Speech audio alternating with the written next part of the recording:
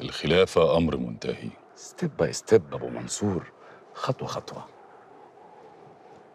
ال100 مجاهد موافق عليهم، بس يتقال إن هم أجانب مسلمين. شور، مسلمين مجاهدين شديدي الإيمان. والإعلان الرسمي بإني الخليفة. في نهاية الرحلة القادمة يا أمير المؤمنين، وبكاميراتنا هنصور مبايعة الخليفة الأوحد. اتفقنا.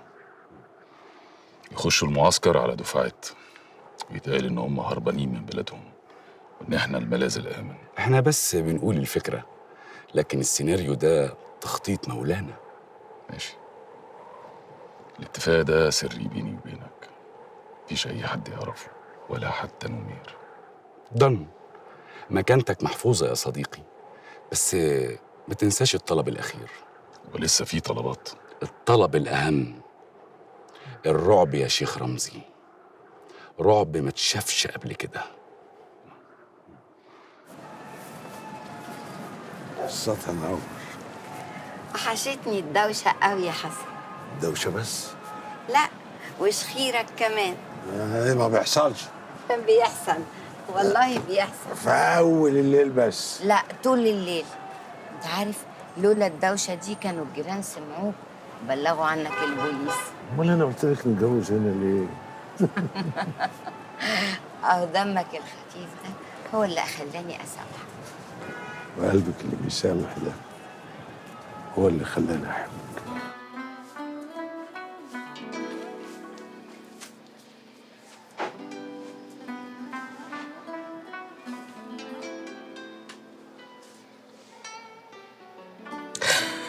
يا رب،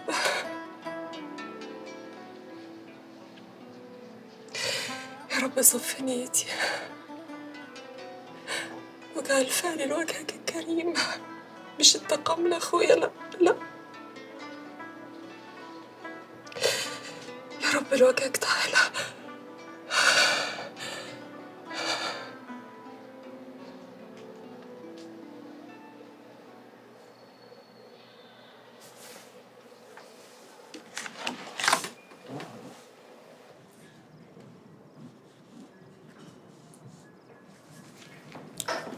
مشغولة علينا بإيه؟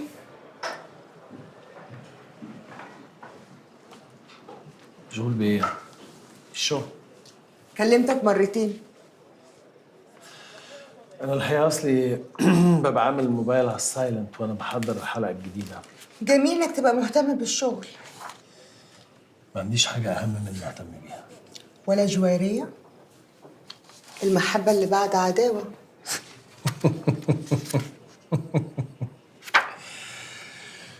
مفيش في الإعلام عداوة. مفيش. حضرتك أستاذة وعارفة. يعني إحنا ممكن نختلف مرة، نتفق مرات، لكن العداوة دي كلمة كبيرة أوي. أنا الحقيقة ما كانش في خطتي خالص إنكم تتفقوا. أنا كنت عاوزاكم تتنافسوا. لا اطمني حضرتك يا هانم.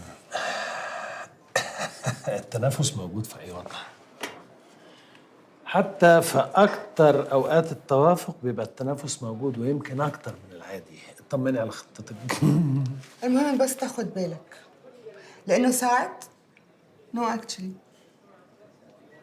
دايما الجواز، الحب، العلاقة بين اتنين في نفس المهنة بتبقى مش كويسة على الاتنين يا طارق. ناتشلي طبيعي يعني.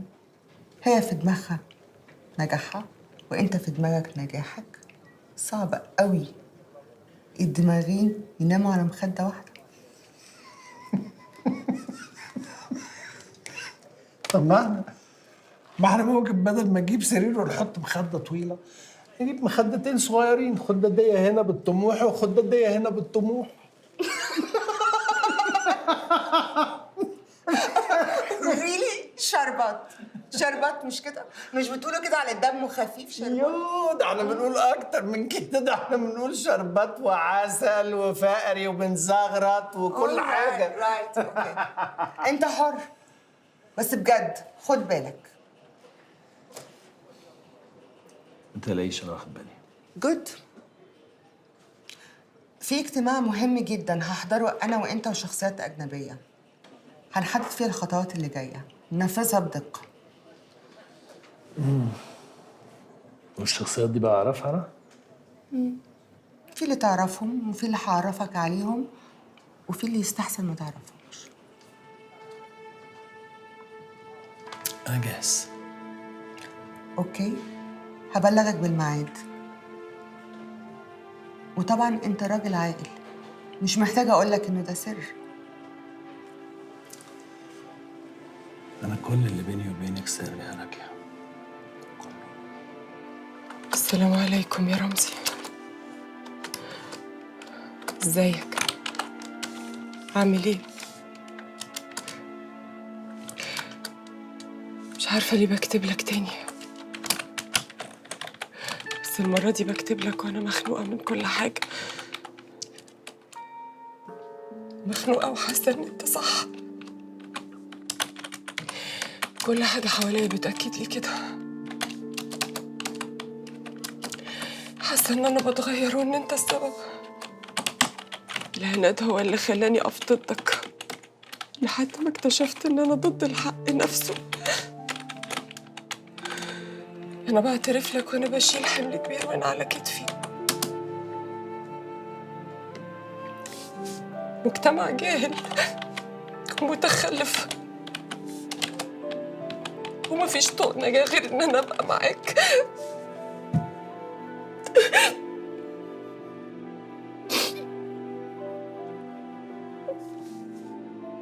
أنا فعلا محتاجة لك. حاسة إني غريبة وسط كل الناس. محتاجة أكون قريبة منك.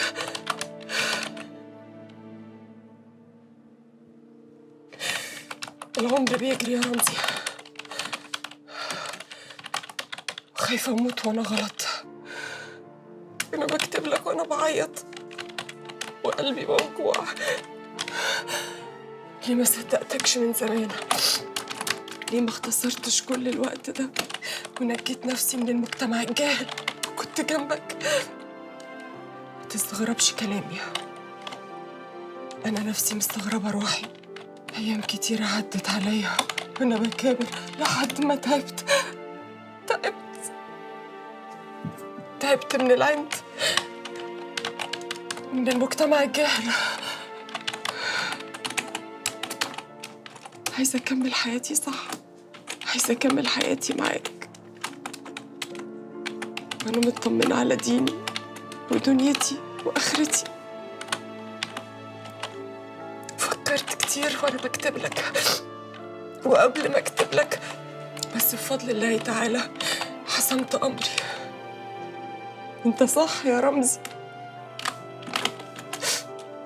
أنا محتاجة لك، محتاجة أكون معاك، محتاجة أشوفك وأقضي حياتي معاك.